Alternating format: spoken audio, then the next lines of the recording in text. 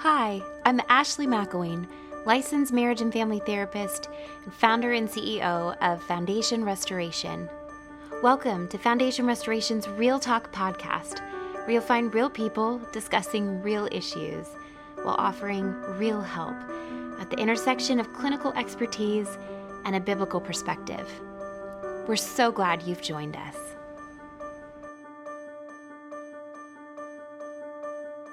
Hi, friends. Welcome back to the Real Talk podcast. It has been a minute. I've missed you guys. I've missed the podcast, and I'm so grateful that we are back at it. It's kind of funny, never really planned on taking a break, but real talk here.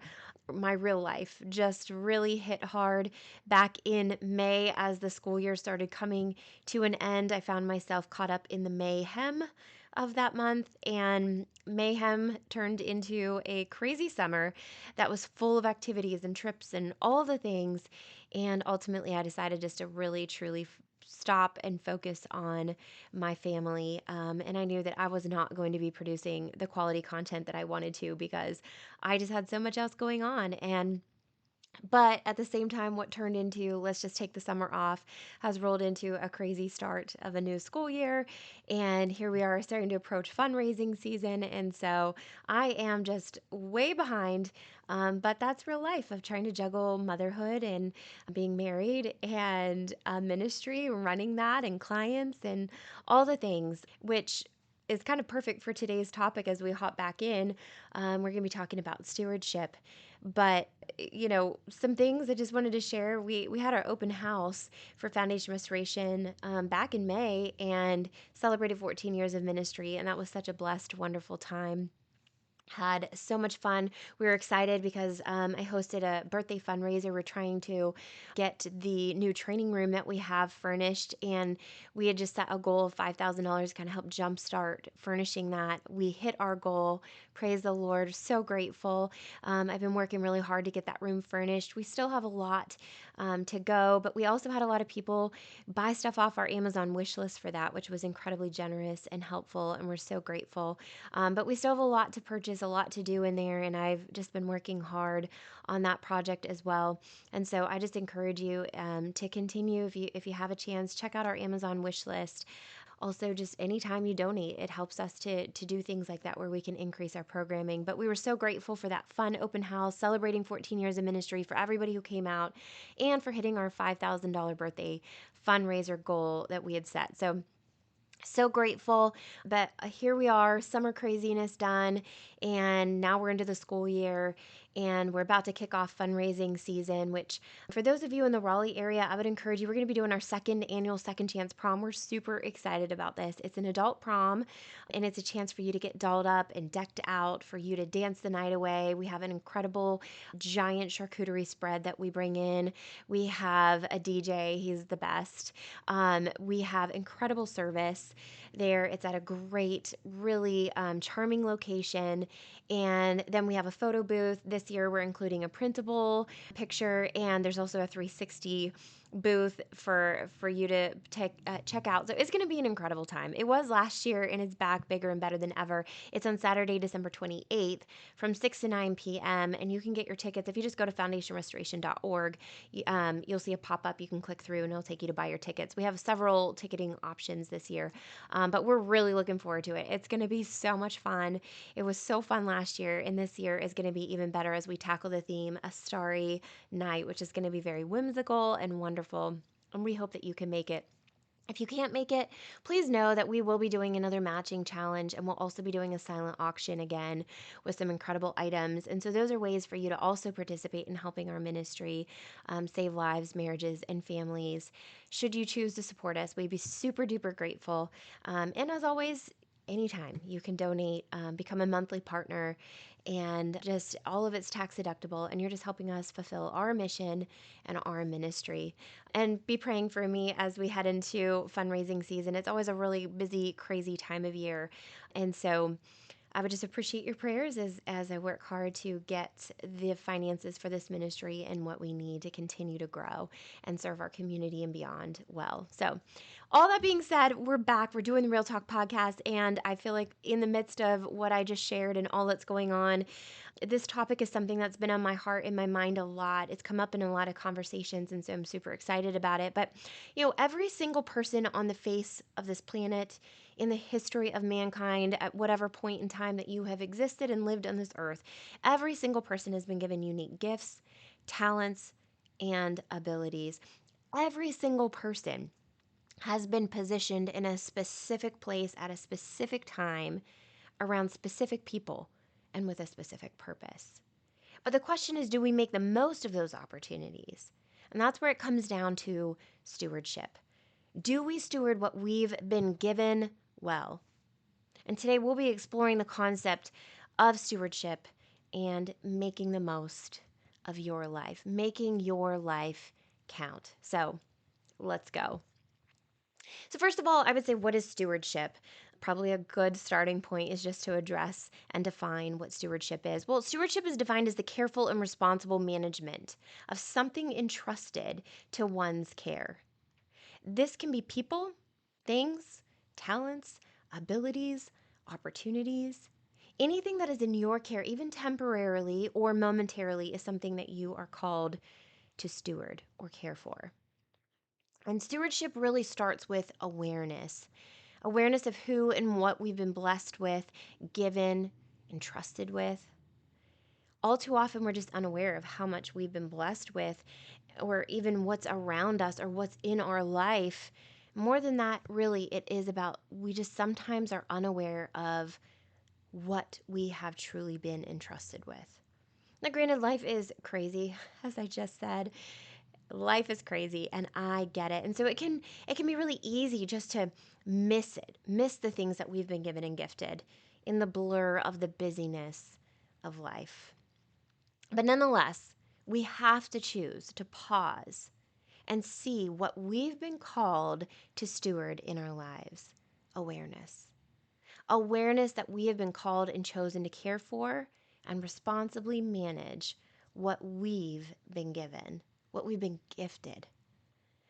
Some examples of things that we are given stewardship over, those can be things like our abilities. So, our kindness, our intelligence, it can be our athleticism or our organizational skills. It can be our planning abilities, our friendliness, creativity, our tenderness, our ability to listen, our ability to empathize. It can be a plethora of abilities that we've been given specifically. It can be positions or places that we're in. So it could be our work, it could be our church, it could be our social circle, it could be our neighborhood, it could be our school. Again, those are all just places that we have been positioned, that we've been given. And that can even be like our grocery store or restaurants that you frequent. It can also be people in our lives. So our kids, our spouse, our friends, our family, our coworkers, our neighbors, our grocers, the people that you regularly see at the grocery store, teachers, your pastor. It can be other families at the school that you go to. I might have said it, but neighbors. Again, anybody that is around you at any given time are people that have been stewarded, that have been entrusted in your care, that you're called to stewardship over. And sometimes it can even be tough situations or relationships or health issues or struggles that we wouldn't necessarily consider blessings per se, but they are situations and they are opportunities that have been placed in our lives for us to steward, which again is to manage carefully and responsibly. So we have to start disciplining ourselves. We to pause, to look around and be aware that we've been given so many things to care for and to care well for. And that leads us to the next necessary posture of stewardship as we consider how to be good stewards. And that posture and that step is gratitude. Gratitude takes the awareness of what we've been given and it places gratitude on it. It attaches gratitude to what we've been gifted and to what we've been given. So we thank God for giving us what He has to care for. We thank Him that He trusts us and allows us to care for His gifts and creations. And when we take the step of gratitude, our attitude shifts to know that, like James 1:17 says, every good and perfect gift is from above, coming down from the Father of the heavenly lights, who does not change like shifting shadows. So our good gifts in our life, they come from our heavenly Father. He is the giver of good gifts. And so we are grateful. We acknowledge, man, he just gifted us. And sometimes I'll do that. I'll picture God literally handing me a package for me to open up. And I'm like, oh, wow, thank you, God, for this person that you've positioned in my life and the opportunity that comes with that. And so we know in general, right, like instinctively, if somebody hands you a gift, the first thing you probably feel is gratitude. And that's what we should feel. That's what we should express. And that's how we have to look at the things God has given us. They may not come in a box with wrapping paper and a bow on it, but it is still a gift that He gives us, that He disperses to us. And as gifts, we should be thankful for them. And then that spills over into really the heart of stewardship and being a good steward of those gifts that you've been given, and that is intentionality. If you've listened to this podcast at all for any amount of time, or you know me in any way, you know intentionality is a huge part of my core beliefs and existence. I believe wholeheartedly in being very intentional in our lives and what we've been given. And I just think that in everything that we say and do and think and how we operate our lives, we have to be very intentional. And so, not surprisingly, intentionality, I believe, is really truly at the heart of good stewardship. So, in order to be good stewards of everything in our care, we have to be intentional about caring for it all. We have to see that we are truly responsible for it all, that we need to give it effort, the effort that's required to make the most of it all. Luke 16:10 says, and I'm going to read two translations because I think it's really important. I think these two translations kind of come together to give us a good picture. And that is the NIV says, whoever can be trusted with very little can also be trusted with much. But whoever is dishonest with very little will also be dishonest with much. The NLT translation says, if you are faithful in little things, you will be faithful in large ones. But if you are dishonest in little things, you won't be honest with greater responsibilities. And so we see here, first of all, that there is a trust factor in stewardship. And there is responsibility. And so we have to be able to be trusted with even the little. And if we are trusted with very little, then we know that God knows that He can trust us with even more, with even greater. But if we're dishonest, or we mismanage, or we're unfaithful in the little things, we aren't going to be faithful and honest in the big things. And that's an important distinction that Luke 16 points out here. So don't think that the little things don't matter. They do matter. That's where God sees, if they care and are intentional, even in the little things, then they will certainly be in the greater things. But you know what? If they're dishonest in those little things, or they're unfaithful in those little things, they're going to be unfaithful in the bigger things. Again, that's a very key concept to wise stewardship and making the most of whatever gifts, talents, abilities, opportunities that God has gifted you with. God gives us the responsibility and the opportunity to manage what He has given to us. And we can't just sit back and be content to coast through life, building temporary things and chasing fleeting feelings or even feelings of comfort, but rather running the race set before us with endurance, running it well.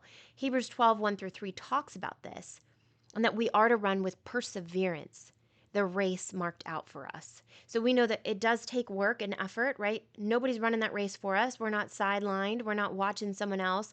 We are running a race, and it takes perseverance, which means it's not easy. You have to persevere. You have to push through the discomfort, the challenge, maybe the desire to give up, maybe the feeling that this is pointless. And it also tells us that the race marked out for us. So God intended for us to work, that it would be challenging, but that also He designed it. And so we have a job to do.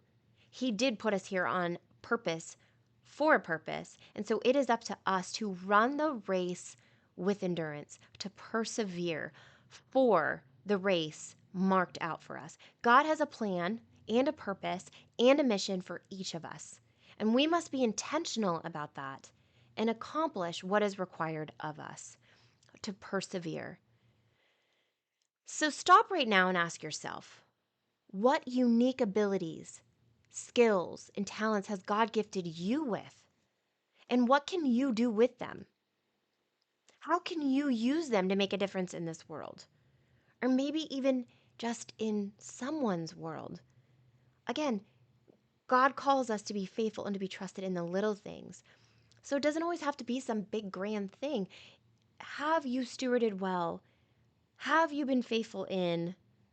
Have you been honest with the little things?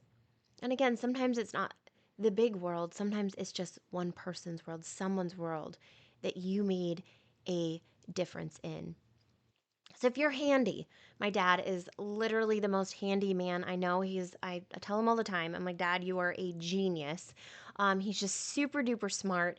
And so, he helps other people. He helps us all the time.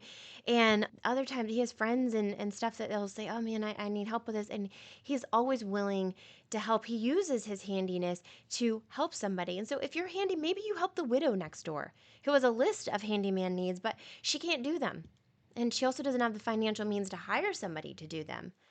Maybe you're just super creative. So you volunteer at that nonprofit or your church who desperately needs someone who has a creative touch. That maybe they can create something incredible. You can create something incredible to be a blessing. Maybe you're super friendly and outgoing and you make sure to smile and to acknowledge the cashier at the grocery store or at Target or wherever you shop. And maybe it's even trying a meaningful conversation with him or her. How are you today? How's your day been? This is something that, like, for me, I really value, and I've seen how it seems so small, but I've seen it make a big difference in just being able to look somebody in the eyes and say, hey, Ava, you're always here when we come in and you do such a good job. How are you today? When did you start working here? And you strike up a conversation, and I've watched that open incredible doors to just be a blessing in a small way just by being friendly and kind. If you're financially well off, maybe there's a small ministry, foundation restoration, or a good cause that you believe in that you can support that needs your financial ability. If you're well connected, maybe there's a board that you can serve on to help leverage those connections for a cause. If you're great at cooking, maybe there's an overwhelmed family that you can offer to cook for once a month. You know that somebody just had twins and they're struggling because they also have other kids, and the husband works and the wife is trying to juggle it all, or maybe she tries to work too, and maybe they don't have family nearby, and you are an amazing cook, and so you just say, you know what, once a month, the first Friday of every month, I'm going to cook for you guys. Look at what you have and look at who is before you and what is before you, and ask yourself, what can I do with what I have and who is around me and where I am, and be a blessing. You have something no one else has. So how can you use it in an impactful way, even if not in a grand way, but in an impactful way? And I love how the disciples, even as they lived their lives out spreading the gospel, facing incredible hardships, they still worked. They still used their other gifts to provide and to not be a burden, to meet their own physical needs, to meet the physical needs of those around them. They just continued to work.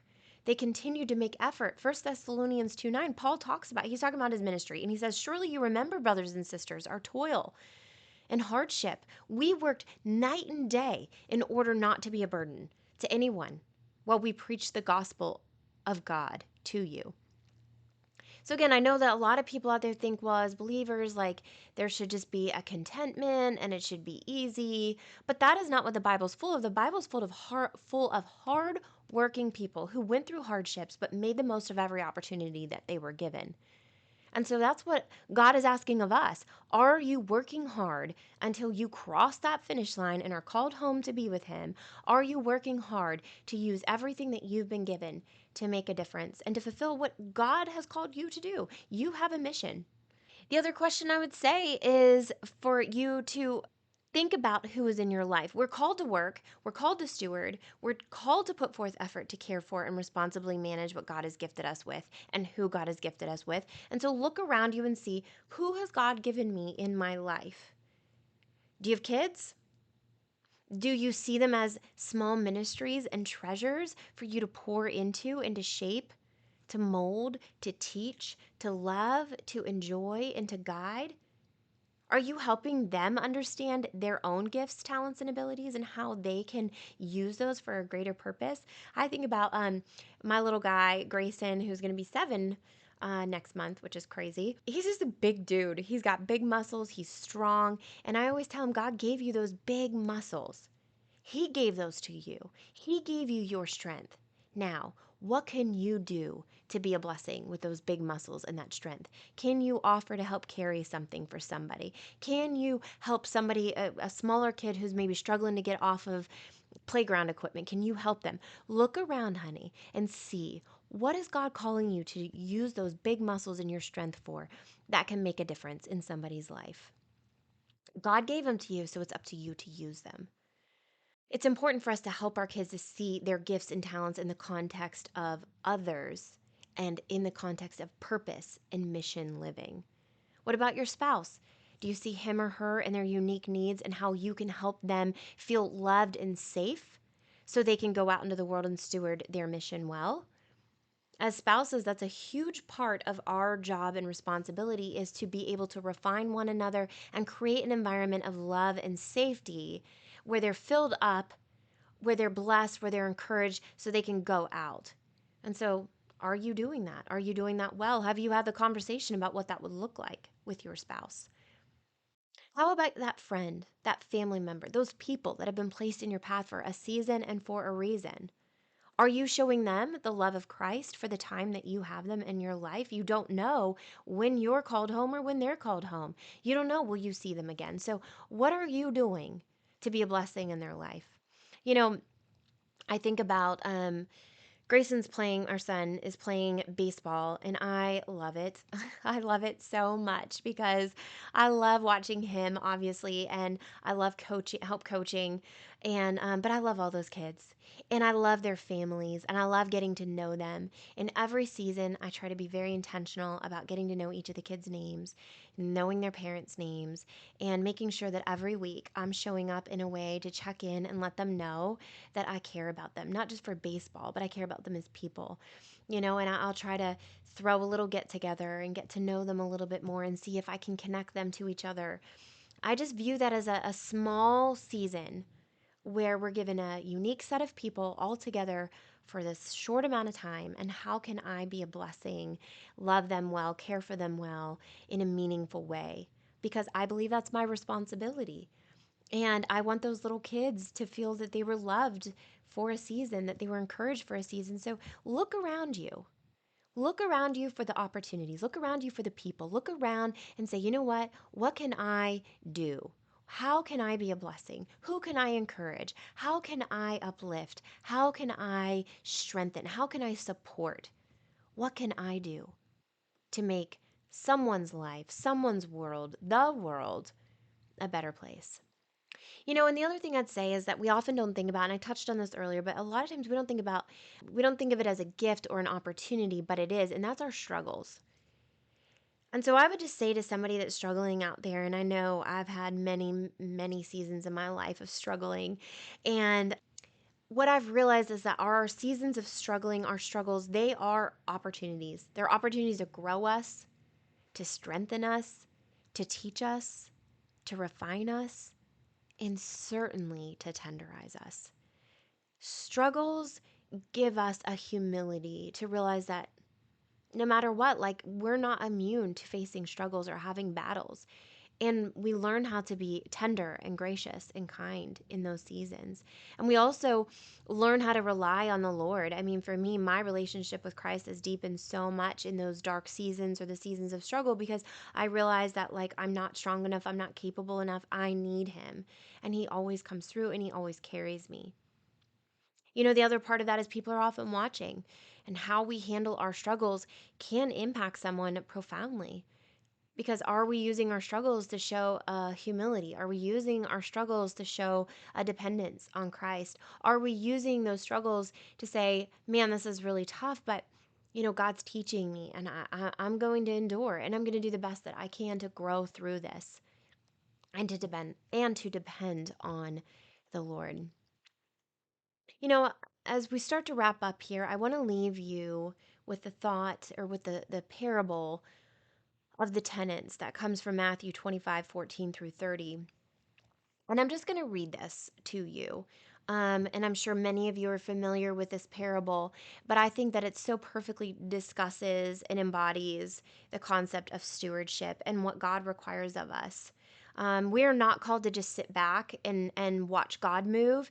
While that certainly God is capable and God does work and He does move, He has always required us to be part of the equation. He's always required us to work. Faith without works is dead.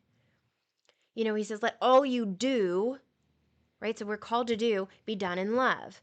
We look at Adam. He created Adam and Eve and put them in a perfect paradise, right? So you could say, well, everything was perfect, but he still called them immediately into stewarding the animals and the paradise that he had entrusted in their care. We are always called to be active. We are always called to be participants. We're always called to put forth effort. We are called to be stewards.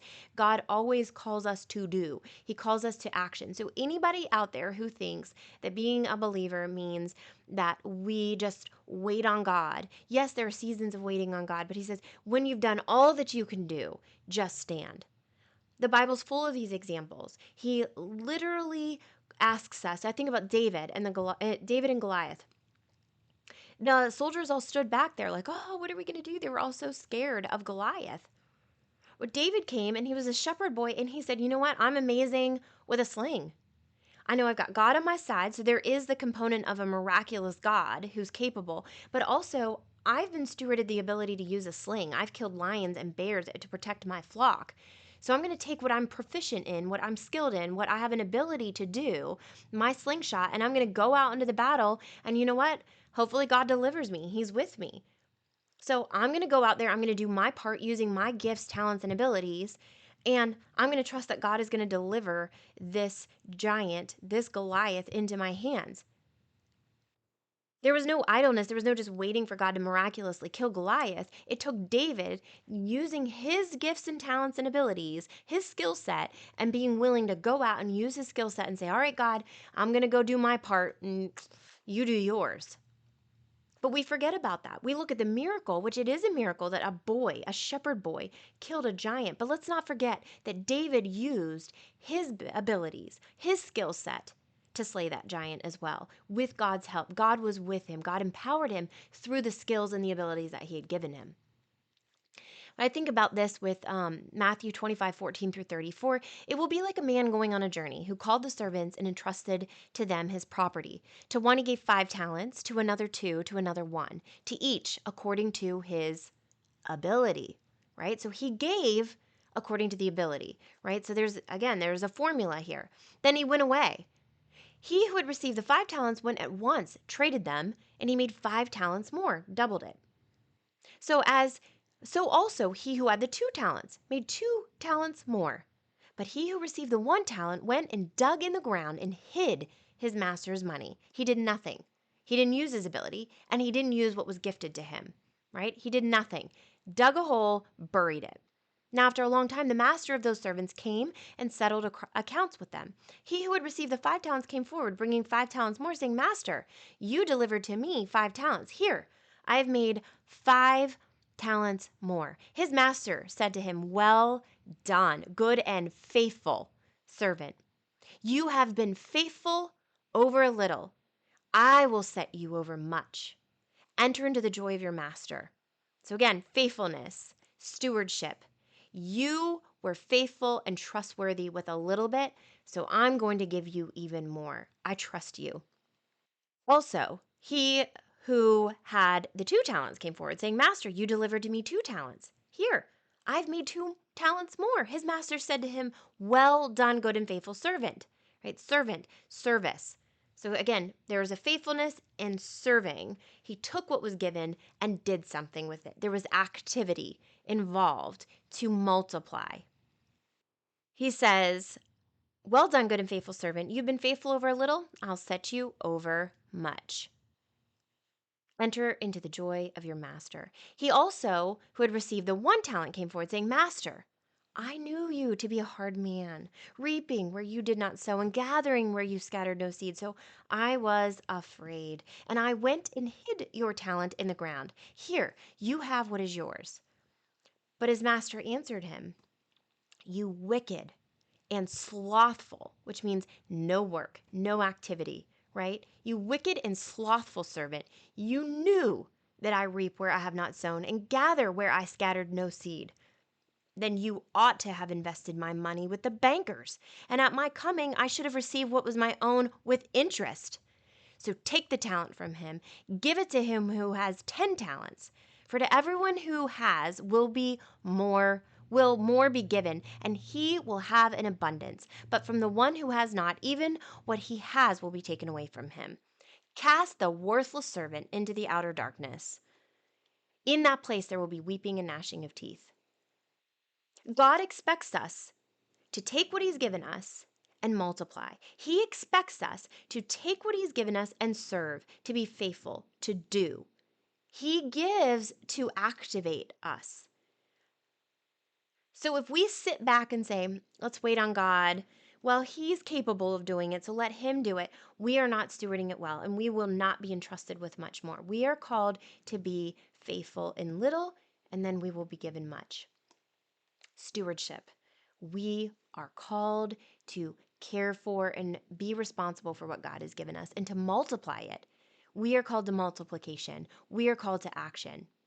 You have been given many gifts, opportunities, people, abilities that you are called to steward.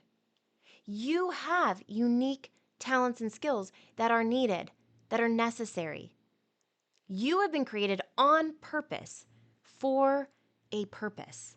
It's up to you to steward it all well. It's up to you to be aware of what you've been gifted, what you've been given, to experience the gratitude for what you've been given and gifted, and then to intentionally care for and responsibly manage it well. So take time and ask yourself, what can I do today to make a difference? How can I today be a better steward with what God has given me, with whom he has given me? Who can you bless? What can you do? How can you be a wise steward? Well, friends, this concludes this episode of the Real Talk podcast. Thank you so much for joining us. We are so glad you did. Remember, you were handcrafted by God, are dearly loved, and greatly needed in this world. We look forward to seeing you back here next time. Thank you for joining us for another episode of Real Talk.